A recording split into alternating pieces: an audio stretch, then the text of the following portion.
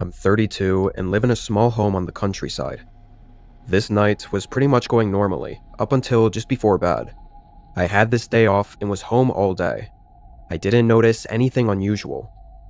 Around 9 p.m., I went up to my bedroom and got ready for bed. I was on my phone watching YouTube while trying to fall asleep, when I started to hear something. I paused the video. Faintly, I could hear someone talking outside.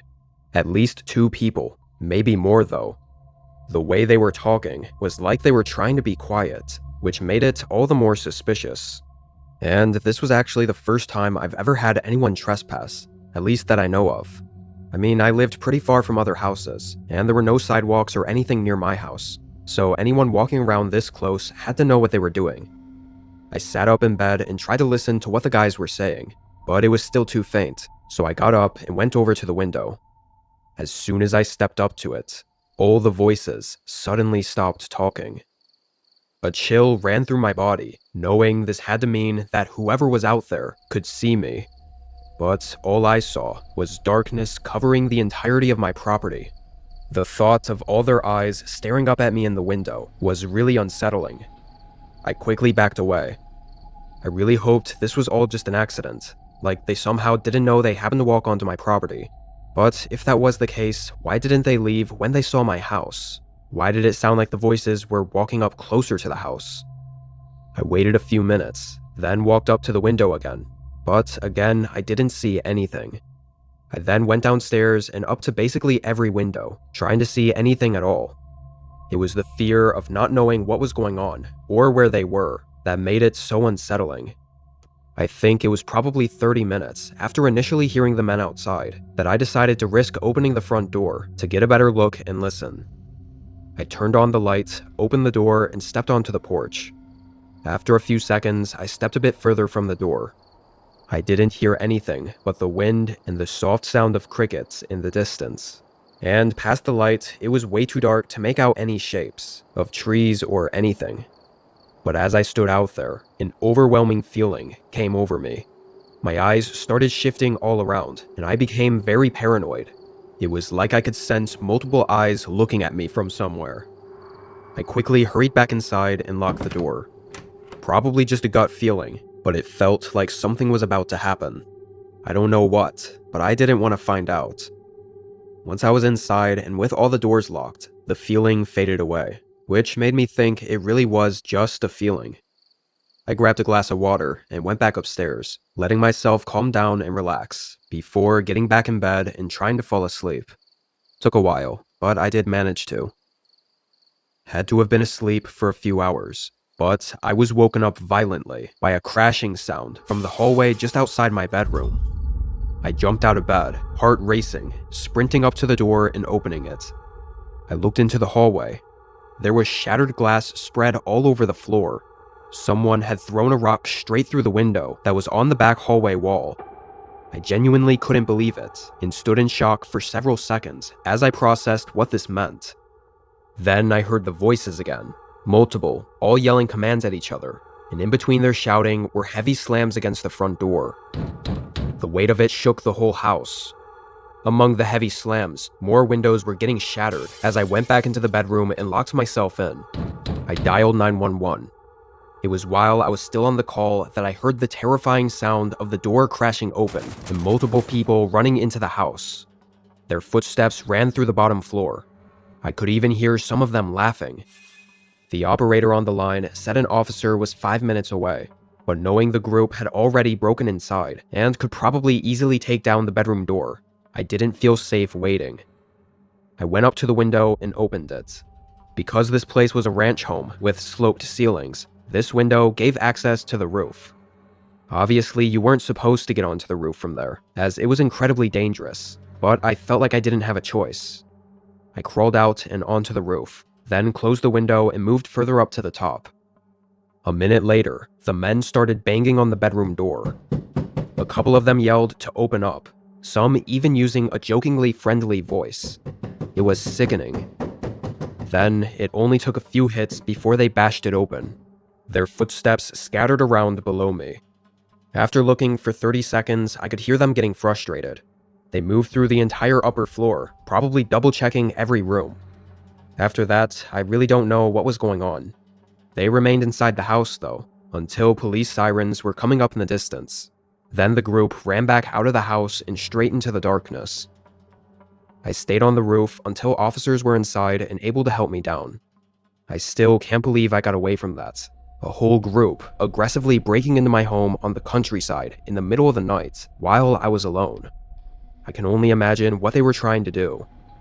My home was basically trashed, but nothing was really missing, which unfortunately means they definitely were looking for me. I don't know if it was me specifically, or they just happened to choose my house just because, but I don't think I'll ever know. For Halloween last year, I had plans to go to a party with a bunch of friends. It was supposed to be a house party at a mutual friend's place, but just on the morning of Halloween, the plans fell through.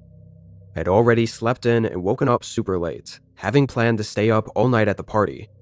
Without it happening, I guess I just had to hang around alone at home. I spent the day as I would any other, and eventually found myself on the couch for the evening. It was well past trick-or-treat hours, and although I wasn't sleepy, I was definitely tired, just from being bored all day. I grabbed a blanket and some snacks, then turned on an old horror movie to pass the time with. The way my living room was set up, my couch was along the wall with the TV in front. To the left was the kitchen, and to the right was the front windows of my house. I almost always kept the curtains closed for privacy, especially at night.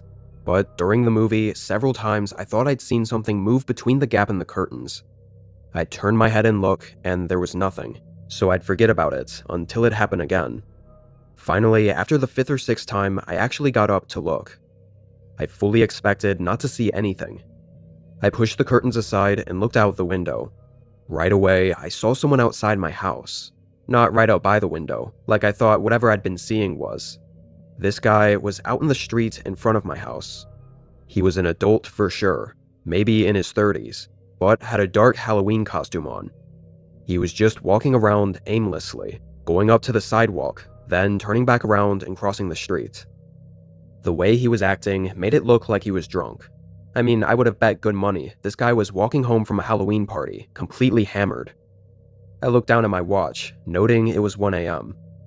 He didn't look like a danger or anything, though, and I didn't think he was what I'd been seeing moving around outside my window, because he was too far away. I closed the curtains and went back to the couch to continue the movie. The curtains, even when fully closed, still had a gap between them, but I didn't see any more movement. It actually made me more curious now that I'd looked out the window. Whatever I'd been seeing had stopped. However, just 10 minutes later, there was a knock at the door.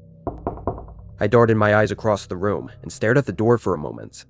It had to be that drunk guy. I was almost sure of it. What the hell was he doing outside my front door? I didn't get up, hoping he'd just forget about it and leave. But then he knocked again. I went over just to verify it was him. I looked out and saw that same guy with the dark costume on, but something was different. He wasn't stumbling around or swaying or anything like that. The man stood still, almost motionless, just staring at the door. Even through the peephole, I could see his eyes were wide open and fixed on the door handle, waiting for me to open it. I started getting really creeped out.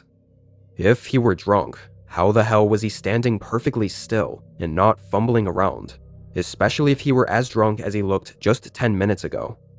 It made me think he might not be drunk at all and might have just been some lunatic, which was way more concerning. I was really debating calling the police, but just when I was starting to think about it, the man left my doorstep and walked away. He went down the sidewalk for as long as I could see, and looked like he was done with whatever the hell he was doing. I left the door and sat back down. For the next few hours, I really had nothing else worth noting. I ended up having some wine, hoping it'd make me sleepy so I could just go to bed. I knew if I even tried to sleep, though, I'd just be sitting up awake in bed, staring at the ceiling, so it wasn't worth it. But as I was sitting on the couch scrolling on my phone, I suddenly heard a tapping noise. It was from the opposite end of the house. I got up, moving a bit closer and trying to figure out what it was, and where exactly it was coming from. It sounded like dull tapping, somewhere against the house. I moved into the hallway, and then into the family room. My eyes moved through the room, following the sound to the far window. Then I saw it. The shadow of a man, standing right behind the glass, tapping something against the window. It was too dark to see him clearly, or what he was holding. I just ran straight to the living room and called 911. Eerily, the man didn't stop. I could still hear the slow tapping against the window while I was on the phone. Once officers were on the way, I went back into the hallway and looked out at the window again, hoping to be able to identify if it was the same creepy guy from earlier. But he clearly saw me, because he stopped tapping, stood still for a moment, then walked away.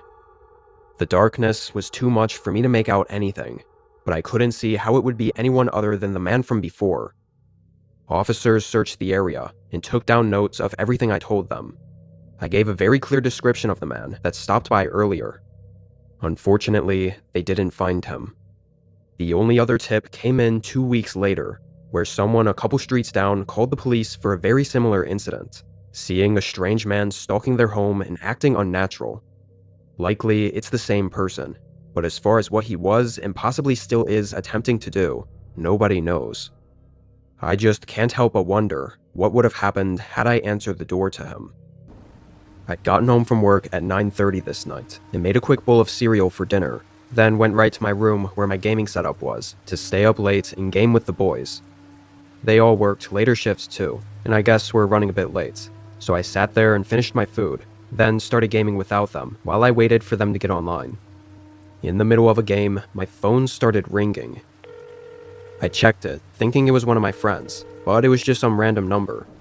I let it ring through, but just a few minutes later, my phone rang again, and it was the same number. I actually found this to be really weird, because usually scam calls don't call immediately, twice in a row. At least, not from the same number. I declined it, but as you could have guessed, they called back right away for a third time. Figured there was no way this was a scam, and had to be a friend using a different phone or something. I picked it up, but didn't say anything at first, waiting for them to speak. But after a few seconds of silence, I said hello. Still, no one responded. I knew it wasn't a dead line though, because I could hear wind in the background. Someone was definitely on the other end of the line. I hung up after 15 seconds, getting kinda creeped out. A few minutes later, my buddies got online, and of course the first thing I asked them was who was messing with me. At first, they pretended like it was them, but they were clearly just joking around, because they actually had no idea what I was talking about. They agreed it did sort of seem like a prank call, but at the same time, what kind of prank is it just to call and not say anything?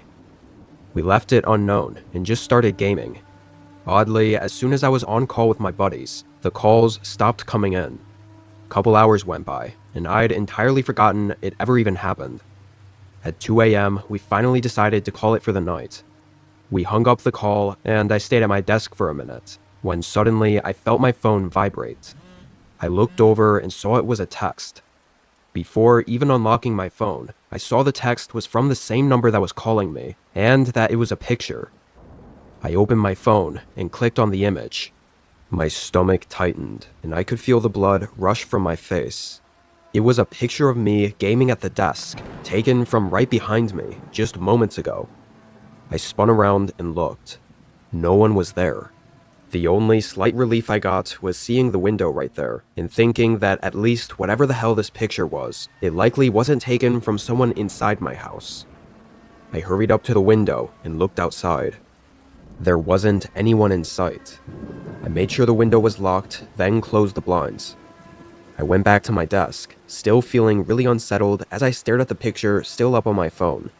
I knew how serious and insanely creepy this was. I saved the image and quickly sent it in the group chat with my friends, praying it was somehow one of them pranking me. But none of them even joked this time. They were all telling me to get out of there or call the cops. I felt my heart start pounding as I quietly opened my bedroom door and looked out into the rest of my home. It was real quiet. For some reason, I really wanted to check the rest of the house and make sure the whole place was secure before calling the police, just in case I was in immediate danger. But I barely even made it down the hallway before looking around the corner and seeing the front door. It was wide open. I don't know how, but somehow it was like I knew that someone was just around the corner from me, and I instantly sprinted back to my room and locked the door. Immediately, footsteps came from down the hallway, but he walked slowly, stepping right up to the other side of the door, and then knocked on it. I saw the door handle move, then he knocked a few more times. He never spoke a word. I started a call with the police, but this whole thing didn't last more than 30 seconds. The man behind the door suddenly backed away, and I'm assuming just left the house. A few officers came by and did their investigation, but I didn't get the answers I hoped for. The number he called and texted with was a burner phone, didn't link to a name or anything, and I never actually saw the man, or had even a single hint as to who it was, or why any of it happened. Even now, I can't help but get paranoid sometimes, because what's stopping him from coming back and doing the same thing again, or something even worse?